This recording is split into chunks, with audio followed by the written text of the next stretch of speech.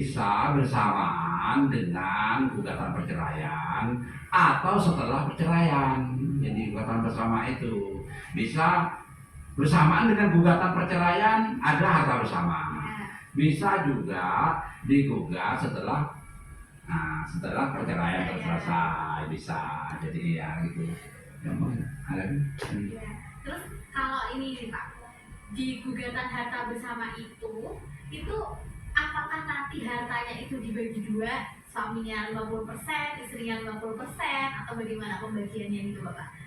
Ya, pada dasarnya pembagian harta bersama itu 50-50, separuh-separuh. Tapi tidak kemungkinan bisa jadi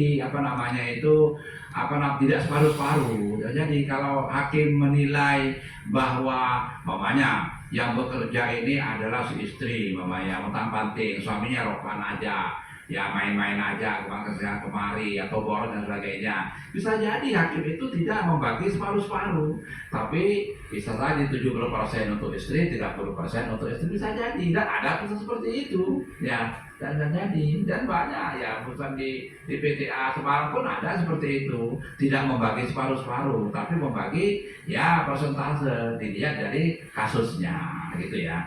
Jadi dilihat dari ya bagaimana lah kasusnya di situ gitu ya. Biasa begitu. Jadi ada satu lagi Bapak, saya ingat waktu itu pernah baca gitu salah satu perkara. Jadi di harta selama pernikahannya ini dari suaminya itu mengatasnamakan beberapa asetnya itu kepada anaknya. Ya Bapak, kepada anaknya. Nah kalau terjadi perceraian itu apakah aset yang diatasnamakan anaknya ini sama seperti tadi yang aset diatasnamakan istrinya ya Pak, itu kan jadi harta bersama juga walaupun asetnya atas nama istri. Nah kalau atas nama anak ini apakah juga jadi harta bersama atau bagaimana Bapak? Ya tetap harta bersama, dinamakan siapapun juga harta bersama, kecuali memang dihibahkan kepada anaknya. Itu dihibahkan langsung ya itu lain nanti ya, tapi ya hibahkan itu kan dihitung ahli waris juga nanti kan gitu ya. Tapi pada dasarnya di atas namakan siapapun itu harta yang diperoleh selama perkawinan itu adalah harta bersama, yaitu ya. Kemudian istri anak ya tetap bersama, kecuali memang ada dihibahkan ke notaris umpamanya ya, baru itu bisa nanti sudah dihibahkan ya, tidak bisa lagi kalau sudah dihibahkan ya pada anaknya gitu ya. Tapi kan dihibahkan pada persetujuan kedua belah pihak kan, gitu ya. Oke ya, kalau misalnya nih satu lagi ya Bapak, ini pertanyaan terakhir dari saya. Hartanya itu kalau misal harta bersama itu apakah bisa dijadikan anggungan ke bank? Bisa datang ke bank atas persetujuan kedua belah pihak. Tapi nanti kalau digugat ke pengadilan, maka itu nanti NO oleh pengadilan, di NO dinyatakan tidak dapat terima karena masih diajukan ke bank. Berarti ada sengketa pihak ketiga, berarti kan itu kan masih artinya masih ada hak pihak ketiga, maksud saya ada hak pihak ketiga.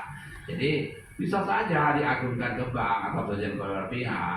Cuma kalau diajukan ke pengadilan, maka pengadilan di NO itu dinyatakan tidak dapat diterima karena masih diajukan kan. Ya diagunkan ke bank ya, setelah selesai agunannya itu baru bisa digugat itu ya. Itu harus atas. Itu kan sering terjadi seperti itu ya, dan ada semanya seperti itu ada ya. Jadi terus urusan kamarnya ada gitu ya. Jadi harta bersama itu yang sudah diagunkan ke bank atau pihak ketiga, maka itu dinyatakan tidak dapat diterima gitu ya. Oke sobat kota semuanya, untuk episode kali ini mengenai harta bersama apakah sudah cukup untuk semuanya ya. Nah untuk pagi ini Bapak, saya mau minta Bapak untuk apa sih kesimpulannya tentang harta bersama ini, bincang-bincang tadi, dan juga pesan untuk sobat kota semua dari Bapak gitu. Ya, jadi pesan saya itu memang harta bersama itu adalah harta yang diperoleh selama perkawinan ya. Ada di samping harta bersama ada harta bawaan. Harta bawaan itu dapat hadiah, dapat waris ya. Itu walaupun diperoleh selama perkawinan tetap itu harta pribadi masing-masing dan masing-masing berhak sepenuhnya kepada hartanya sendiri-sendiri gitu ya, kata bawaan itu. Kemudian lagi kalau harta bersama itu saya rasa itu ya apa namanya itu seperti tadi yang saya himbau itu, janganlah membangun rumah atau harta bersama itu di tanah orang tua, mertua. Jangan, nanti itu terjadi kesulitan kalau terjadi perceraian. Kita kan tidak tahu kan, kita perkawinan kita ini mulus sampai kakek nenek, sampai meninggal dunia, menjemput kan belum tentu kan. Ya kadang-kadang mesra di awalnya, tahu-tahu di tengah-tengahnya ada masalah, jadi perceraian. Nah itu kan, yaitu kita menjaga kemungkinan seperti itu ya. Sebaiknya ya kalau membangun rumah, bangunlah di tanah sendiri, di tanah milik bersama itu, sehingga pembagiannya nanti cepat selesai itu dan tidak berlarut-larut, yang tidak sulit itu ya. Selesai begitu menjadi. Baik, terima kasih Bapak Imron atas pesannya ya. Tolong diingat-ingat sobat Kota semua ya, pesan dari Pak Imron ini sangat bermanfaat ya.